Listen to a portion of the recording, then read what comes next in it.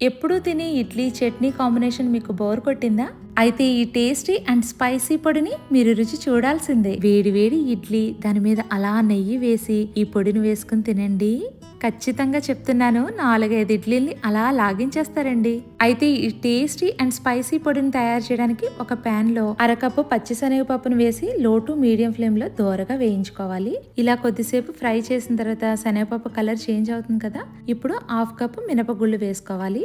ఇక్కడ మీరు గమనిస్తే మీరు శనగపప్పు వేగిన తర్వాతే మినపప్పును వేసి నిదానంగా వేయించుకోవాలి. 2 పప్పుల్ని ఒకసారి వేసినట్లయితే మినపప్పు త్వరగా వేగి కలర్ వచ్చేస్తుందండి, పొడి అస్సలు బాగుండదు. ఈ విధంగా దోరగా ఫ్రై అయిన తర్వాత 2 టేబుల్ స్పూన్ల నువ్వులు వేసి వీటిని 30 సెకండ్స్ ఫ్రై చేసిన తర్వాత వెంటనే ప్లేట్ లోకి ట్రాన్స్ఫర్ చేసుకోవాలండి. నెక్స్ట్ ఇదే ప్యాన్ లో 1 టేబుల్ స్పూన్ జీలకర్ర వేయాలి. మీరు తినే కారాన్ని బట్టి ఎండుమిర్చిని వేసుకోవాలి. నేను ఇక్కడ 9 నుండి 10 ఎండుమిర్చిని వేస్తున్నాను.